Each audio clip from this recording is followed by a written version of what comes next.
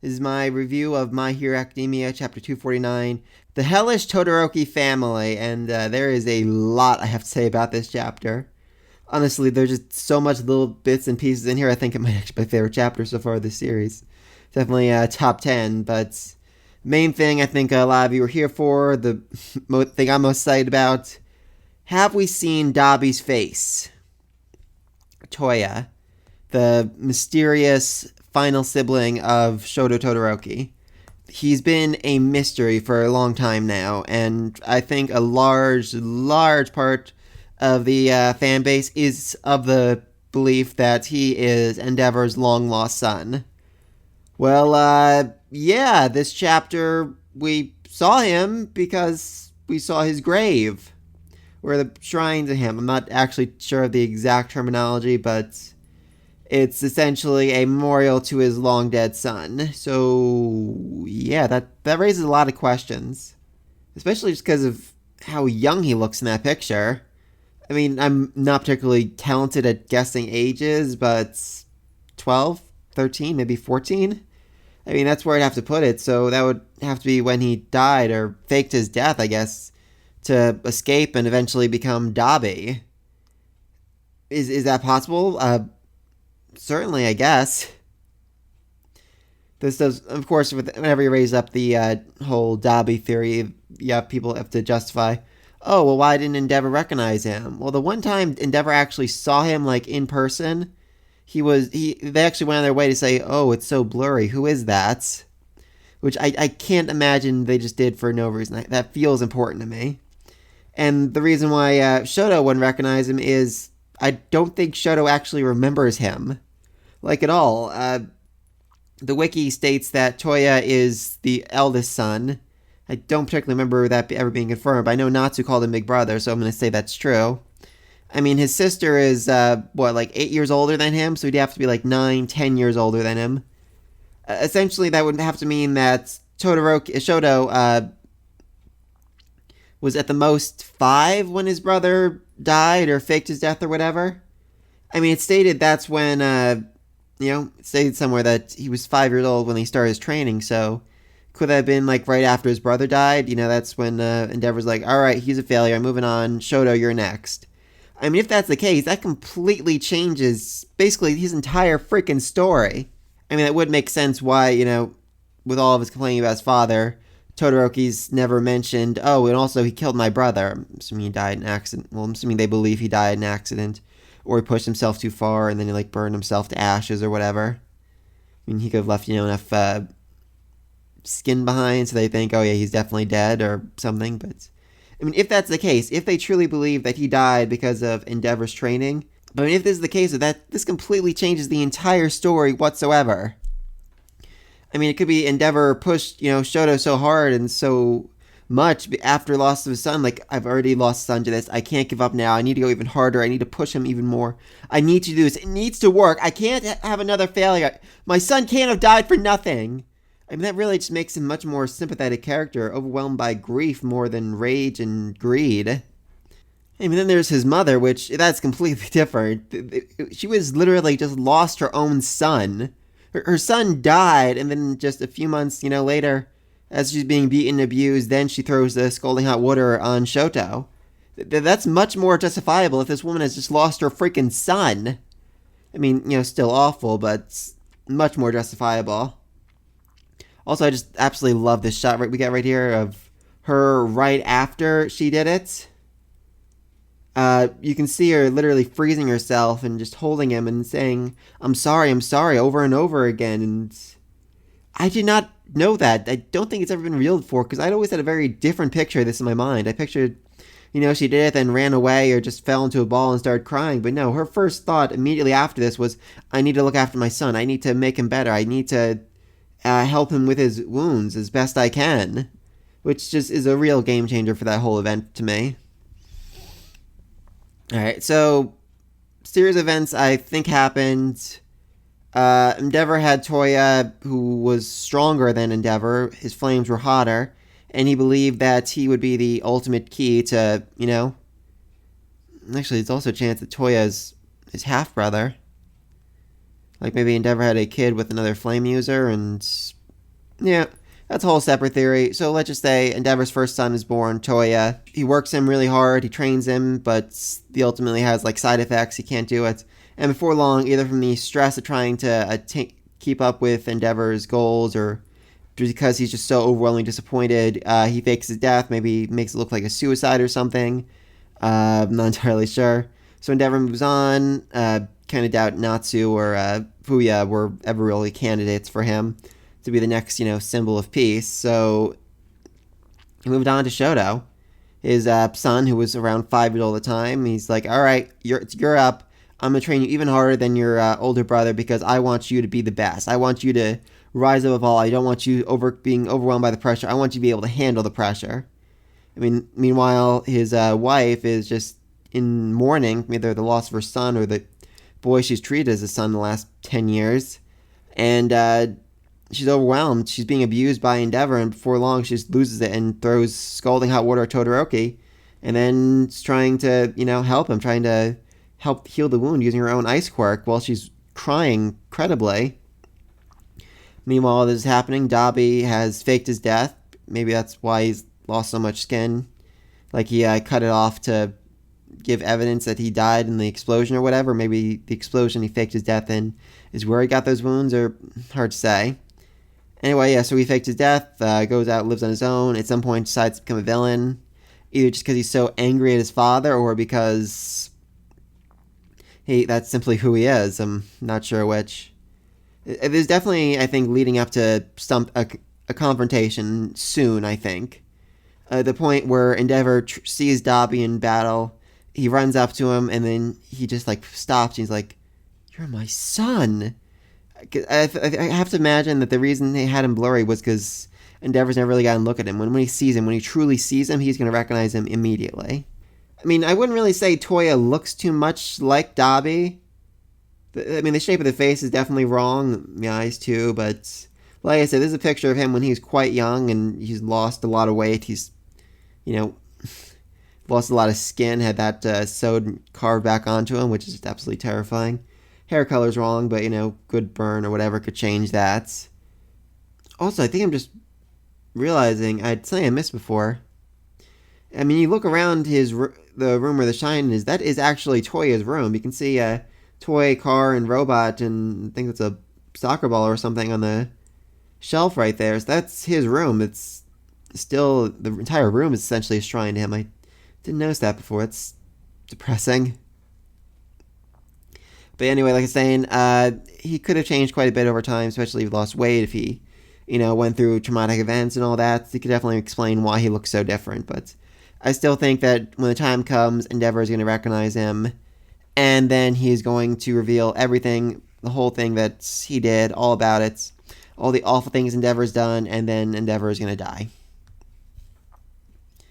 I mean, yeah, definitely the start of this chapter raised some serious death flags for Endeavor. I mean, it says, I keep having this dream, my wife and kids enjoying dinner together, and I'm not there. I'm like, oh yeah, that's definitely death flags. And I was actually really confused when, Toya wasn't in that flashback. When I first started reading this chapter, I'm like, so do you have, no faith in your last son showing up? And what's up with that? I didn't even think, oh, maybe he's dead. But yeah, definitely a interesting moment right there. All right, so let's get to the rest of the chapter. That was a fast 10 minutes for me. Anyway, the agency is equipped with accommodations, essentially where all the sidekicks eat, sleep, do their laundry and whatnot, which I'm really curious about. I'm wondering if that's kind of, when they're on the clock, like firefighters and shifts where in some fire stations they sleep there for a couple days and then go back to their family while other firefighters sleep there in case, they're needed a moment's notice, or if this is just where they live. I'm not saying they're forced to live here, they could live elsewhere, but would this be just where they live 24/7? I have just so many questions about trying to imagine them bringing a girl home at some point, and then having to walk through an entire freaking hero agency to get her back to your room or something. That's just really funny to me. It does make sense that, the bachelors, I guess, live there, and then when they, get married or whatever, they move somewhere else. I imagine there's a lot of intermingling among the sidekicks. Alright, but let's move it on. Anyway, so Burnin's trying to tease them and mock them for, not being good enough, not being able to catch up to Endeavor, and she is utterly shocked when they haven't given up hope. They still believe they can catch up to Endeavor after a week of trying and failing again and again. They're still going at it, and quite frankly, they're beaten up. I mean, she looks at them. They're bruised, cut up. Their uniforms are in absolute shreds just from how hard they've been pushing it day after day after day, and yet they haven't given up, and she's impressed. I just love that little moment because, she's recognizing their efforts, how hard they're trying, what they're going through, and yet still they haven't given up. And of course, today is not the day they beat Endeavor. He easily beats up a pickpocket. I just love this little moment between them, too. When he returns the briefcase, he's like, "Thank you, Endeavor." And Endeavor is like, "Still carrying cash?" It's like this is a regular occurrence with him being robbed. It's just such a little thing, but I love it.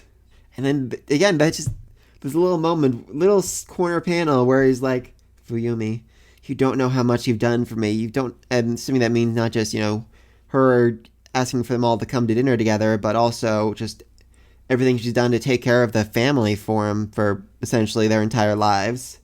It's just such a great Endeavor moment right there where he really appreciates everything his daughter's done, especially this right now with the dinner, bringing the family together. I just want to say I absolutely love his sister. Fuyumi, she's adorable, she's hardworking, she's diligent. And I also ship her with Eraserhead. That may sound like the weirdest ship ever, but if you read the School Days light novel, they click together in a really weird way that just works. I just like that. Anyway, so they go to the dinner and you see a lot of the difference in reactions. I mean, Deku's literally like, "It's so big." Well, Baku's like, "Hey, go tell your sister we're not actually friends." Because of course that's what he'd say. So then they all sit down to dinner, and hey, even Natsu's there. And again, just a little scene I love. She's asking him if there's anything they can eat if they just skip it, and Deku goes on a Deku moment about the food. Yeah, that's I know he doesn't, just analyze hero stuff. That was just a really weird scene that makes me realize that Deku is essentially a genius about almost everything. I mean, even just food. I know he had to, follow a strict meal plan during the training with All Might. I didn't realize he was that much of a connoisseur of culinary arts. And then things get awkward. As Fumi's talking about how she usually cooks, Natsu says that he used to cook as well. But Endeavor never let Shoto eat any of the food because it was too rich. And just really awkward and Natsu basically just says, "Screw this, I'm leaving, goodbye."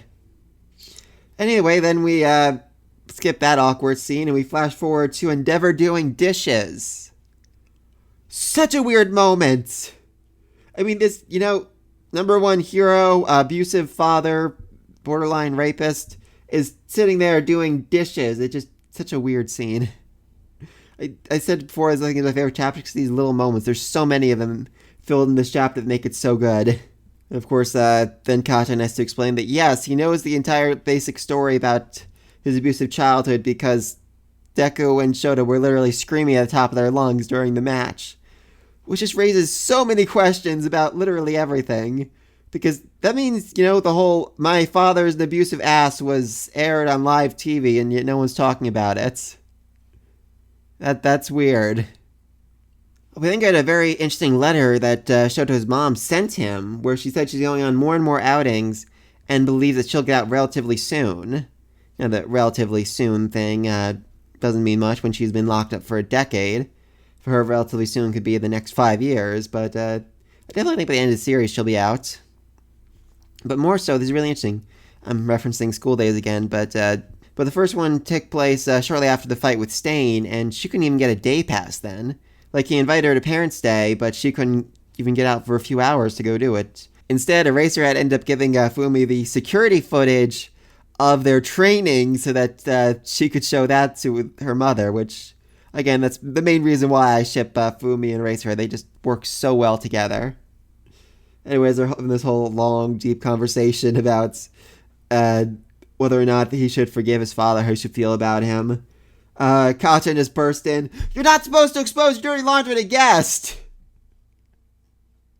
Wow, this just dramatic moment.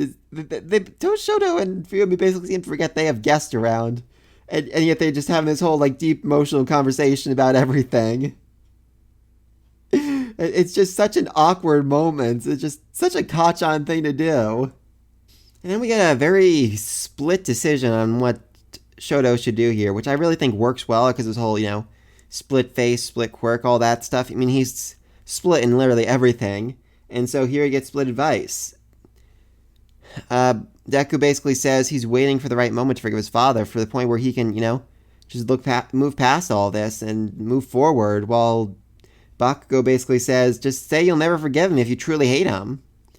But the thing is, emotions are never really that cut and dry. I mean, I have some very complicated feelings when it comes to my father and all the shit he's put me through, but so I definitely get where, Todoroki's coming from here. He wants to forgive his father, but more than just not being able to, move past it, he's not sure if his father's really changed, if he's really, determined, motivated, will stay on this path. I mean, will he allow, being number one hero to overcome his family again? If something happens down the road where he has to decide, okay, I can either stay the number one hero or I can be a good father in my family, which choice will he make? And he wants to know his father has truly changed and he's not going back to his old ways. Personally, I think Endeavor really needs to make things better with his wife. It was said in an interview, I think, a while back that the rules say he can't actually go visit her, but I think he needs to. I know it'd be traumatic for her, but I think he needs to go to see her, and he needs to apologize for everything he's done. And then Dabi needs to kill him. Yeah, I mean, even if Dabi doesn't kill him, I think, once everyone knows the truth that his son is a villain, that he made him a villain because of his horrible things he put him through, I definitely think he's no longer really can be really considered a hero. But let me know what you think down below. Should he forgive his father? Is Toya Dabi? I mean, that was the big thing about this whole chapter. Again, the face doesn't really seem to match, but he could have been through a lot after this. I mean, and what happens next for this whole, training arc? I think they still have another week left, so at least another couple days. So what's going to happen with them? Are they going to be at Endeavor? Is Dabi going to show up to confront them? Or is Dabi going to, stay for the 4 months later thing, the whole Destruction for All event? Really hard to say right now, but again, just let me know what you think down below. I'm sure, subscribe to this next video. And until then, peace.